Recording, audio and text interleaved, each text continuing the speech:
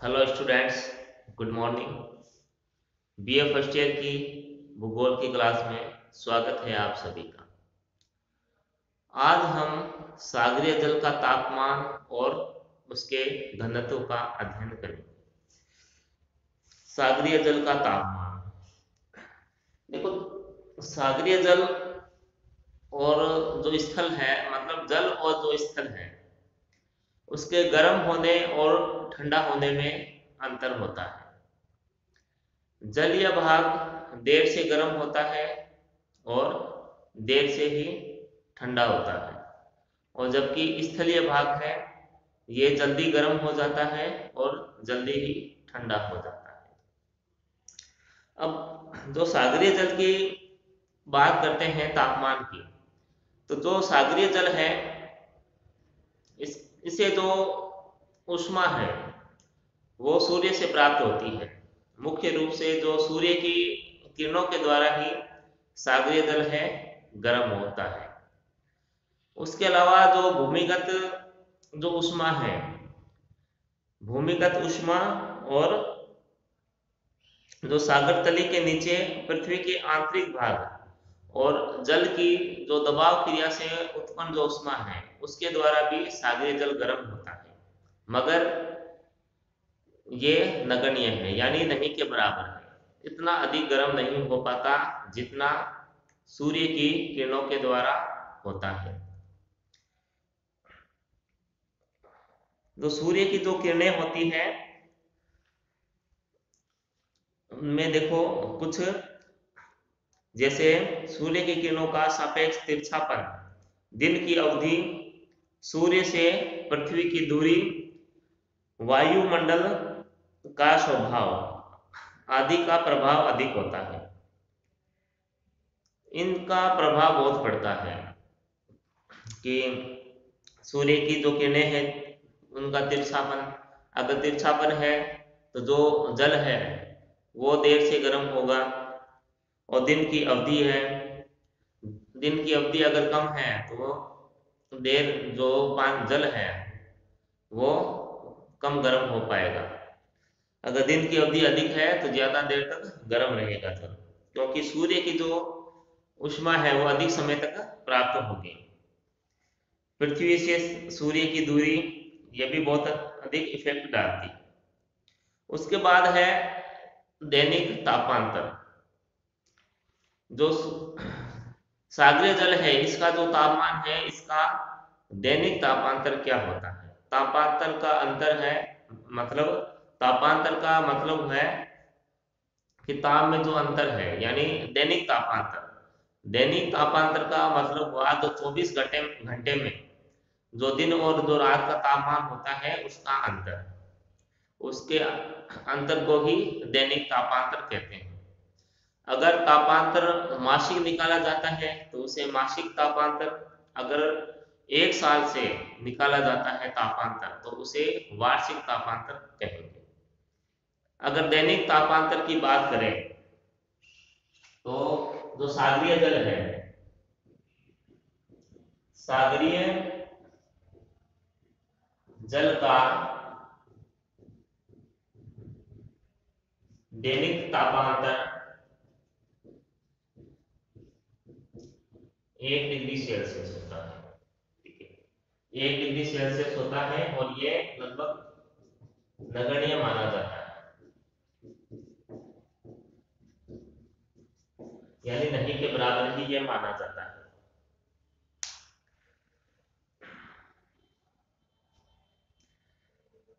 उसके बाद जो सागरीय सतह है, सागरीय सतह के जल का उच्चतम तापमान, जैसे सागरीय सतह है उसका जो उच्चतम तापमान है, सागरीय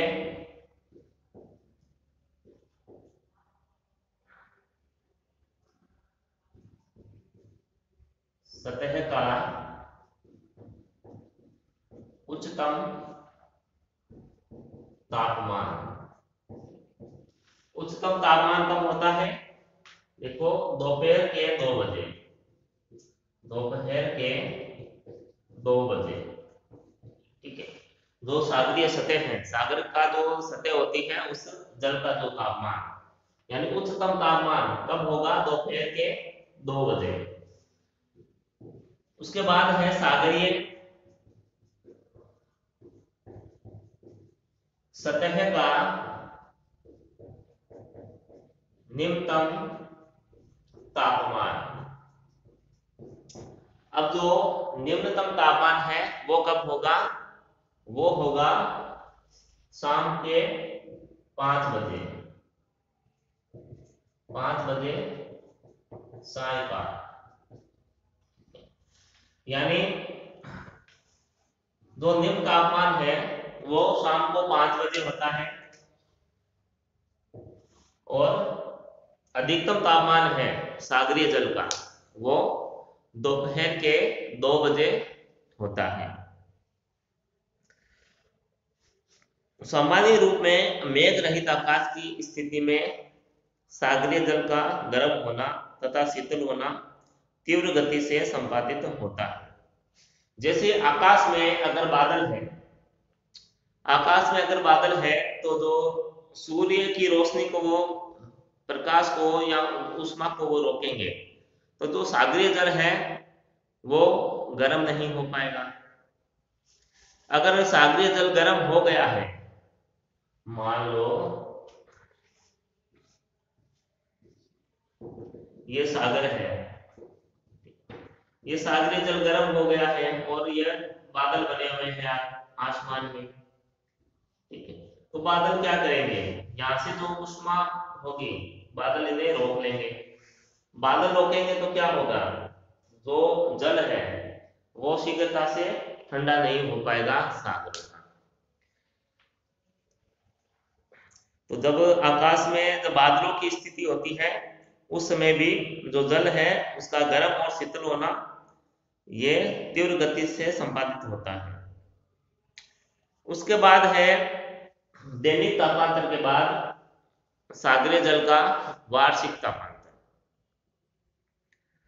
देखो सागरीय जल का उच्चतम वार्षिक तापमान, जो सागरीय जल है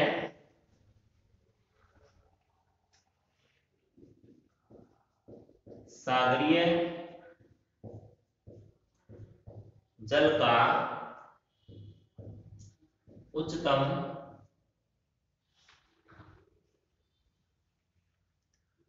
वार्षिक तापमान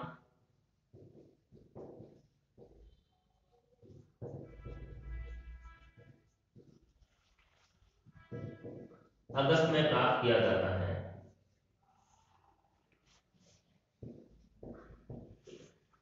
तो सबसे अधिक जो वार्षिक तापमान है वो अगस्त में प्राप्त किया जाता है और न्यूनतम तापमान है सागरीय जल का न्यूनतम वार्षिक तापमान ये फरवरी माह में प्राप्त किया जाता है। यानी सागरीय जल है इसका उच्चतम वार्षिक तापमान अगस्त माह में प्राप्त होता है और निम्नतम तापमान है वो फरवरी माह में प्राप्त होता है। और औसत वार्षिक तापांतर 10 डिग्री फ़ारेनहाइट तक होता है, ठीक है। जो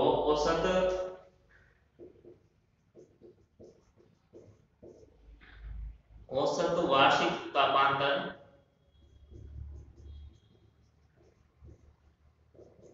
10 डिग्री फ़ारेनहाइट होता है।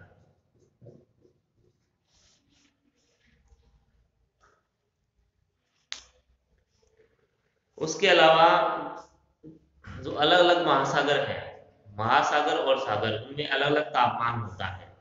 देखो जो सागर स्थल से घिरे होते हैं, जो सागर मान लो स्थल से घिरे हैं, मान लो कोई सागर है ये स्थल के बीच में, उसके अलावा ये स्थल है, ये स्थलीय भाग है, कोई ये स्थलीय भाग है और बीच में ये सागरीय भाग है।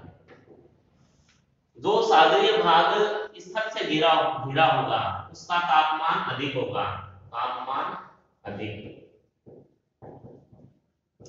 ये स्थल है, ये भी स्थल, ये भी स्थल। यानी जो जलीय भाग है या कोई सागर है वो अगर स्थल से गिरा हुआ है उसका तापमान अधिक होगा। अधिक क्यों होगा? क्योंकि जो स्थलीय भाग है ये शीघ्रता से गर्म हो जाते हैं, तो इनका जो प्रभाव है वो जल पे भी पड़ता है। उसके बाद जैसे दो गोलार्ध है, उत्तरी गोलार्ध और दक्षिणी गोलार्ध।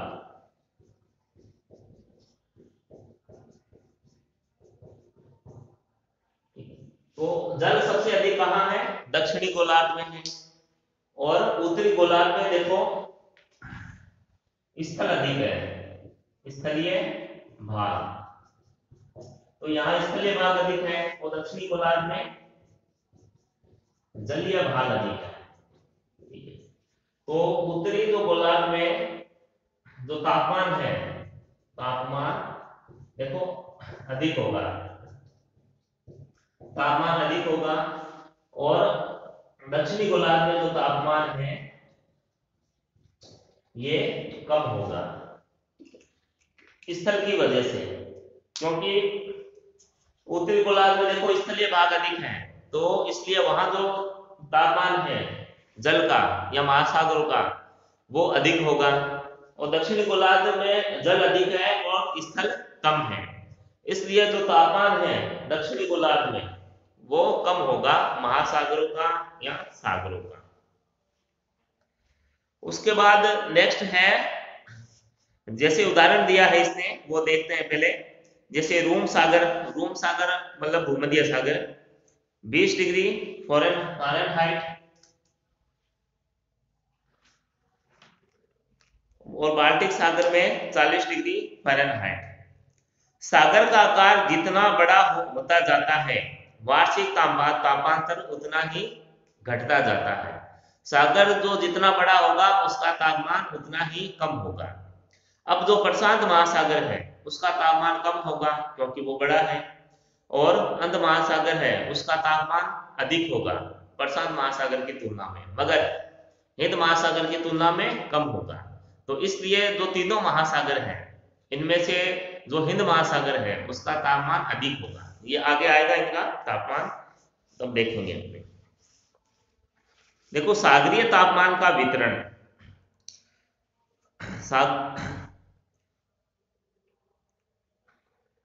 सागरीय तापमान के वितरण में है, सबसे पहले है बिंदु है अक्षांश है।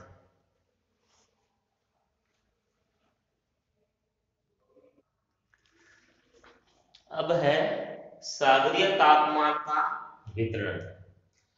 सागरीय तापमान का जो वितरण है वो दो तरीके से हम ज्ञात पढ़ते हैं। ठीक है, एक तो देखो सागर तल, सागर तल का तापमान, और दूसरा है सागर की गहराई का तापमान। जो सागरीय तापमान का वितरण है, एक तो सागर तल जो सरफेस है सागर का तल है उसका तापमान ज्ञात करते हैं, दूसरा तापमान ज्ञात करते हैं सागर की गहराई का। सागर गहराई में किस तरह से गर्म होता है, यानी वर्टिकल और हॉरिजॉन्टल दोनों ही तरीकों से सागरीय तापमान को पढ़ा जाता है। तो इसमें सबसे पहले सागरीय तापमान का जो वितरण है इसको प्रभावित करने वाले कारक हैं वो देखेंगे सबसे पहले। तो इसमें 4 कारक दे रखे हैं कि अक्षांश, फिर जल एवं स्थल के वितरण में असमानता, प्रचलित पवन और महासागरीय धाराएं। यह महासागरीय जल के तापमान को प्रभावित करती है। अब जैसे बात करें अक्षांश, अक्षांश की, तो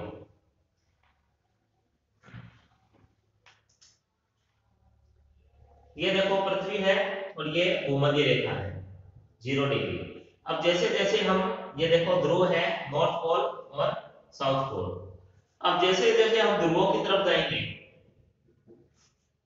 तो जल का तापमान क्या होगा? कम होगा। तापमान क्या है? कम होगा ध्रुवों की तरफ जब जाएंगे। तापमान कम हो जाएगा। और 0 डिग्री रेखा, यहाँ पे जो तापमान है,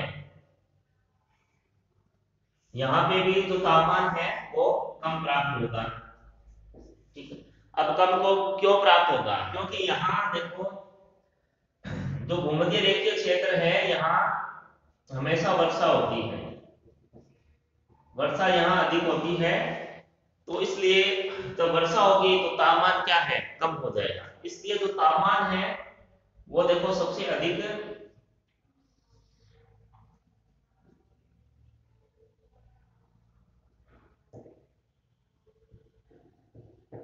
अयन अक्षांशों में पाए जाएंगे।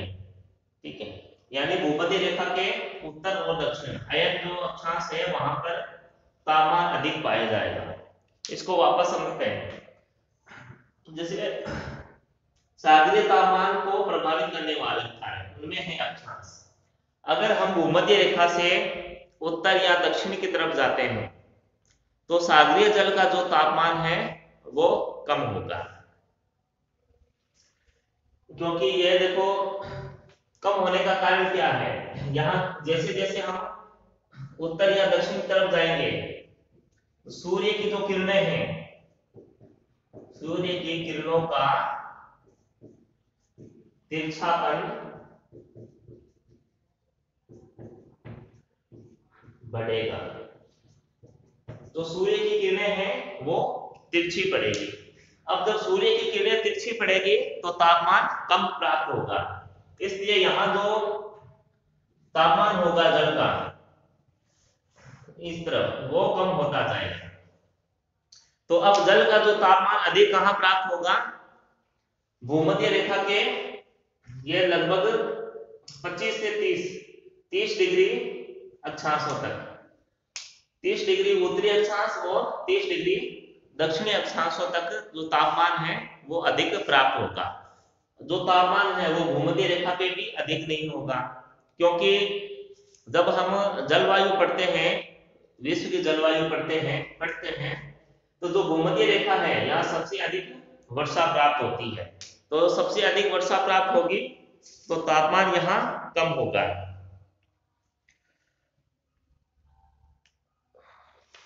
तो उस नेक्स्ट है जल एवं स्थल के वितरण में असमानता। अब ये आपको पहले ही बताया था कि उत्तरी गोलार्ध में जो स्थलीय भाग है वो अधिक है और दक्षिणी गोलार्ध में जो स्थलीय भाग है वो कम है। तो इसलिए जहां स्थलीय भाग होगा वहां पे जल का तापमान भी अधिक होगा, और जहां पर स्थलीय भाग कम होगा वहां पर तापमान भी कम होगा। इसलिए तापमान के वितरण में असमानता पाई जाती है। उसके बाद है प्रचलित पवन। देखो प्रचलित पवन में अब जैसे कोई पवन है, मान लो वो स्थल से सागर की तरफ चल रही है या जलीय भाग की तरफ चल रही है। जब वो स्थल से सागर की तरफ चलेगी तो यहाँ मान लो कुछ जल है, ये क्या है, गर्म जल है, तो वो पवन चलेगी तो इस गर्म जल को वो बहाकर आगे की तरफ ले जाएगी। ठीक है, तो यहाँ क्या हुआ, यहाँ गर्म जल यहाँ इधर पहुंच गया, आगे चला गया, तो यहाँ से नीचे से जो ठंडा जल है वो ऊपर आ जाएगा। तो ठंडा जल जब ऊपर आएगा तो यहाँ क्या होगा, तापमान क्या होगा, यहाँ कम हो जाएगा। क्यों हो जाएगा? क्योंकि पवन ने यहाँ जो गर्म जल था उसे बहाकर आगे की तरफ ले गई, तो गर्म जल जब आगे की तरफ चला गया तो यहाँ नीचे से जो ठंडा जल है वो ऊपर आ जाएगा। ऊपर आ जाएगा तो तापमान क्या है, वो कम हो जाएगा। और इसी तरीके से देखो, ये तो जो पवन है स्थल से सागर की तरफ चली थी, अब मान लो जो पवन है वो सागर से स्थल की तरफ चल रही है, यहाँ तट की तरफ चल रही है, ये स्थल है ये तट है मान लो। तो जब पवन चली यहां से सागर से तट की ओर, ये तट है, तो यहां क्या होगा, या इकट्ठा हो जाएगा, जल इकट्ठा हो जाएगा, गर्म जल इकट्ठा हो जाएगा यहाँ, तो जल था, तो यहाँ तापमान क्या बढ़ जाएगा, स्थल है इस वजह से भी तापमान बढ़ जाएगा। तो इस तरीके से ये प्रभावित होती है ये तापमान, जलीय तापमान। उसके बाद है महासागरीय धाराएं। अब महासागरीय जो धाराएं होती हैं वो दो तरह की होती है, कुछ धाराएं गर्म होती हैं तो कुछ जो धाराएं हैं वो ठंडी होती है।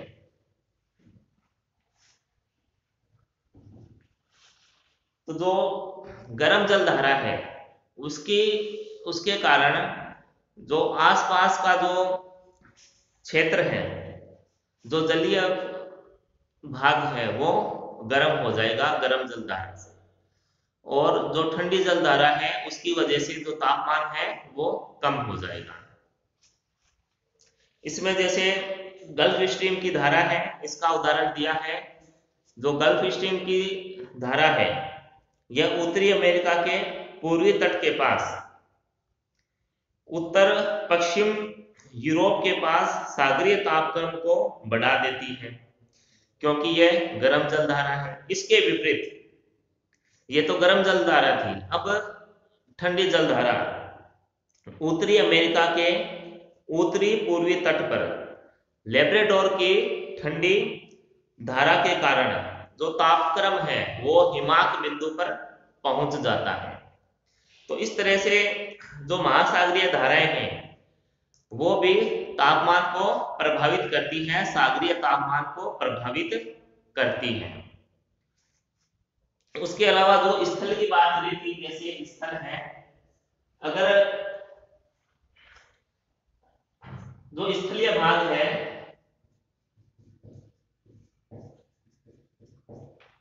निम्न अक्षांश में है, स्थित है निम्न अक्षांश,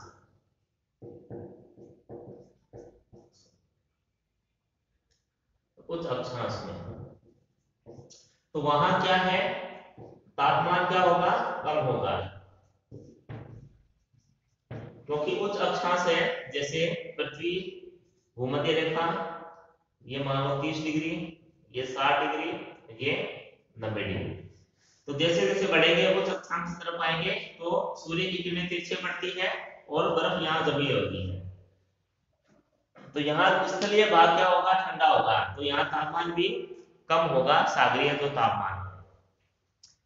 तो ये महासागरीय तापमान का प्रभावित करने वाले कारक थे।